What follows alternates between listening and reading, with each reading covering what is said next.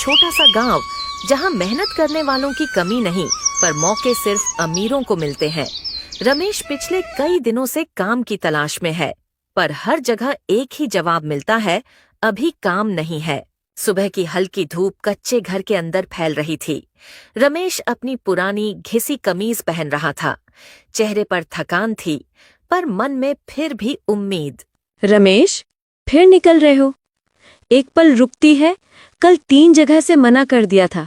कहीं से काम मिलेगा भी या नहीं? सीमा के शब्दों में चिंता थी, जैसे हर दिन बढ़ती जा रही हो। सीमा, अगर कोशिश छोड़ दूं तो सब खत्म हो जाएगा।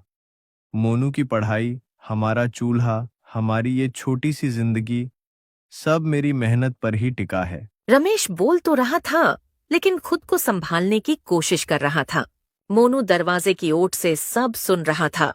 उसकी आंखों में सवाल और थोड़ा डर। कम से कम कुछ खायो। तुम और मोनू खा लेना, मैं बाहर कुछ देख लूंगा। मोनू समझ गया कि घर में खाने को कुछ खास नहीं है। वह अपने पापा को चुपचाप देखता रहा, जैसे उन्हें रुकने के लिए कहना चाहता हो, पर कह नहीं पाया। रमेश दरवाजे की ओर बढ़ता है, पीछे मुड़कर एक बार अपने परिवार को देखता है और हिम्मत जुटाकर बाहर निकल जाता है। और यूं गरीबी के खिलाफ रमेश का एक और दिन शुरू हुआ। रमेश चौपाल पहुंचता है। उम्मीद उसके कदमों में तो है, पर चेहरे पर थकान साफ दिखती है। भैया, कोई छोटा मोटा काम हो तो बता देना। मजदूरी का हूं, जो कहोगे ईमानदारी से करूंगा। बस घर का चूल्हा जल जाए। रमेश हाथ जोड़कर नहीं बोलता, लेकिन उसके स्वर में विनती साफ झलकती है। रमेश, अभी हमारे यहाँ आदमी पूरे हैं, कोई जगह खाली नहीं है। तू कल आ जाना, देख लेंगे।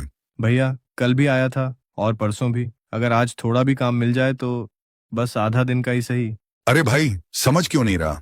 काम नहीं है, कल देखेंगे। रमेश की उम्मीद फिर टूटने लगती है।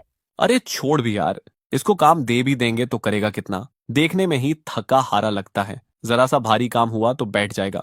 नहीं भैया, मैं काम कर लूंगा। जितनी ताकत चाहिए होगी लगा दूंगा। बस एक मौका दे दो। बच्चा घर पर देख रहा है कि उसके बाप को लोग काम देते हैं या नहीं। अरे अरे, ड्रामा मत करो रमेश, काम नहीं है बस। चौपाल पर 2-3 लोग एक दूसरे को देखकर मुस्कुरा देते हैं, पर रमेश चुप खड़ा रहता है। ठीक है भैया, अगर कहीं सुनना तो बता देना। वह मुड़ता है, लेकिन उसके कदम भारी हो चुके हैं, आंखें नम हैं, पर वह उन्हें पोंछता नहीं, क्योंकि आंसू रोकने की आदत पड़ चुकी है। चौपाल से निकलते हुए रमेश की चाल पहले से भी धीमी हो चुकी है। धूप तेज नहीं है, पर हालात का बोझ बहुत भारी है। रास्ते में कोई नहीं, बस सूखी मिट्टी और कुछ बिखरे पत्थर। रमेश थोड़ी दूर जाकर रुकता है, सांस भरता है और वहीं जमीन पर बैठ जाता है। हाय राम, इतनी मेहनत करता हूँ फिर भी इतनी कम कीमत है मेरी मेहनत की। उसकी आवाज कांपती है।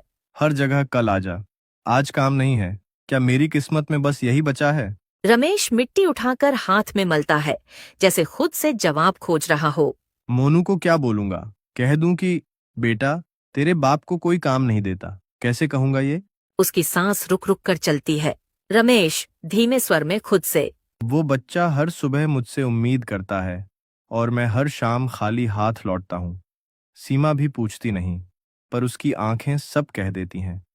क्या बस यही रह गया हूं मैं, एक ऐसा आदमी जिसे कोई मौका देने को तैयार ही नहीं?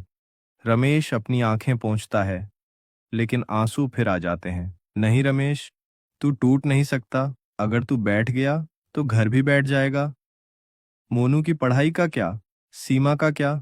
एक बार और कोशिश करेगा, जब तक एक जगह हाँ नहीं सुन लेता। वो उठने की कोशिश करता है। आंसू अभी भी आंखों में है, पर दिल में एक छोटी सी चिंगारी बची है, हिम्मत की। रमेश धीरे से खड़ा होता है और फिर से चल पड़ता है। रमेश थके कदमों से घर के दरवाजे के पास पहुंचता है। चेहरा उदास और आंखों में पूरा दिन की निराशा साफ दिखती है।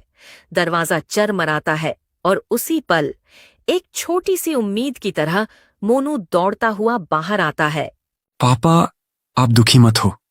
मोनू पापा की हथेली दोनों हाथों से थाम लेता है। आप सबसे अच्छे पापा हो दुनिया के।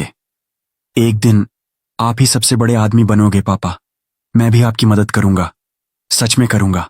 रमेश कुछ पल बेटे को देखता है, जैसे उसकी बातों ने अंदर की सारी टूटन थाम ली हो। मोनू, तू ही है जिसकी वजह से मैं हर दिन खड़ा होता हूं।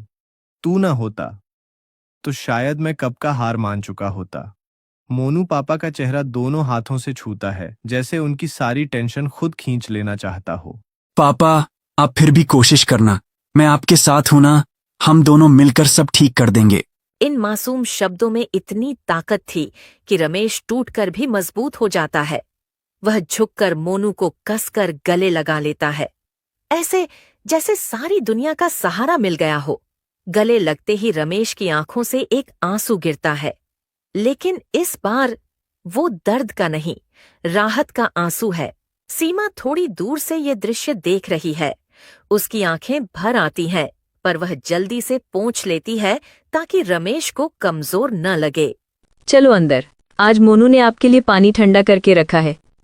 रमेश हल्की मुस्कान देता है, शायद पूरे दिन की पहली मुस्कान। कभी कभी ताकत रोजगार से नहीं, अपने परिवार के छोटे छोटे शब्दों से मिलती है। और रमेश आज फिर थोड़ा मजबूत हो गया। अचानक पीछे से कोई आवाज देता है। रमेश भाई, सुना, आज भी आपको काम नहीं मिला? रमेश झेंपकर सिर झुका लेता है।